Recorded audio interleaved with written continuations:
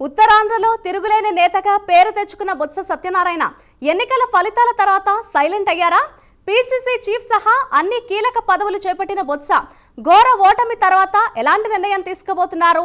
Party మార్పంటూ వస్తున్న వార్తలపై clarity ఇవ్వని సత్యబాబు మౌనం వెనుక రహస్యం ఏంటి?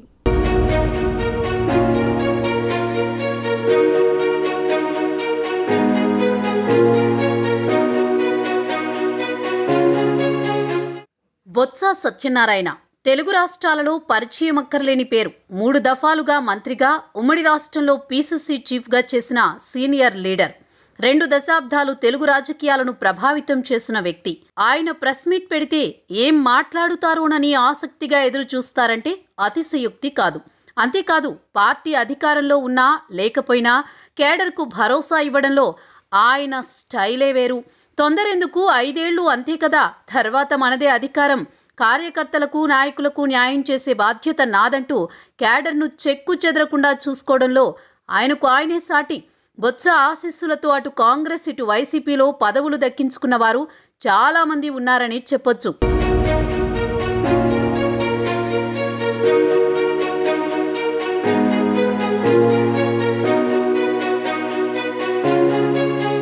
అలాంటి నాయకుడు వైసీపీ పరాజయం తర్వాత ఎక్కడా పత్తా లేకుండా పోయారనే వార్తలు గుప్పమంటున్నాయి.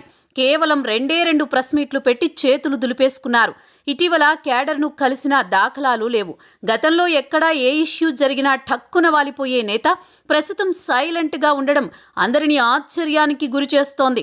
అధికార పార్టీపై విమర్శలు లేవు, రాష్ట్ర వ్యాప్తంగా వైసీపీపై దాడులంటూ కీలక నేతలు ప్రెస్ మీట్లు పెట్టి అధినేత దగ్గర మార్కులు కొట్టేస్తుంటే బొత్స మాత్రం గతానికి భిన్నంగా సైలెంట్ మోడ్లో ఉండడం ఆశ్చర్యానికి గురి చేస్తోంది. ముఖ్యంగా ఫ్యామిలీ అంతా ఆల్అవుట్ అవ్వడం, పార్టీ కూడా ఊహించని రీతిలో ఓటమి చెందడంతో సత్యబాబు మదిలో పార్టీ మార్పు అనేది వెంటాడుతోందని ఆయన అనుచరుల నుంచి వినిపిస్తున్నమాట. ఆయన ఎక్కడా మనసు విప్పి మాట్లాడకపోయినా వ్యవహార శైలి అలానే ఉందనే గుసగుసలు ఊపందుకున్నాయి.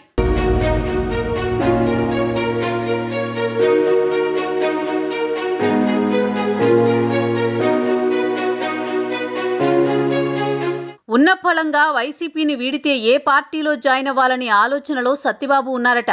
బీజేపీ, జనసేన వైపు చూద్దామంటే అవి టీడీపీతో కలిసి ప్రభుత్వాన్ని ఏర్పాటు చేశాయి.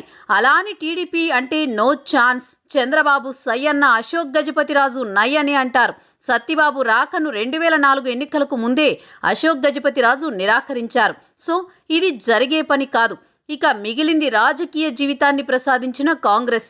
సత్యబాబును అందలమెక్కించిన పార్టీ కూడా ఇదే. కాబట్టి సొంత గూటికి ఆయన వెళ్లే అవకాశాలున్నాయని రాజకీయ నిపుణులు అంచనా వేస్తున్నారు. ఇప్పుడున్న పరిస్థితుల్లో ఏ పార్టీలో జాయిన్ అయితే ఎలా ఉంటుందని సత్యబాబు ఆలోచన చేస్తున్నట్టు సమాచారం. ఇప్పటికే ఏపీలో సీనియర్ నేతలంతా తిరిగి సొంత గూటికి చేరాలంటూ రాహుల్ గాంధీ పిలుపునివ్వడం, వైఎస్ఆర్ జయంతి రోజు తెలంగాణ ముఖ్యమంత్రి రేవంత్ రెడ్డి సహా తెలుగు రాష్ట్రాల ఉద్దండులంతా ఒకే వేదికపైకి రావడంతో సత్యబాబు కూడా అటే చూస్తున్నారని వార్తలు గుప్పమంటున్నాయి.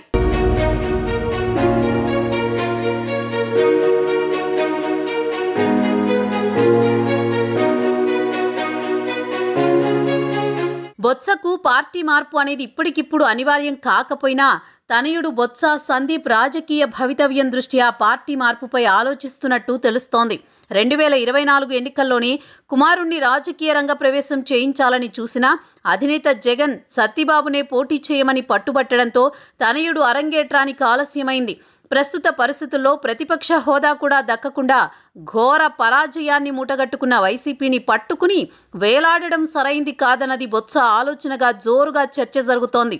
కేంద్రంలో బీజేపీ గ్రాఫ్ తగ్గడం, రీసెంట్గా జరిగిన ఎన్నికల్లో ఇండియా కూటమికి అధిక సీట్లు రావడం, ఇవన్నీ చూశాక 2029 ఎన్నికల్లో కేంద్రంలోనూ కాంగ్రెస్ గట్టెక్కితే రాష్ట్రంలోనూ పుంజుకునే అవకాశం ఉండొచ్చనేది బొత్స అభిప్రాయంగా ప్రచారం సాగుతోంది.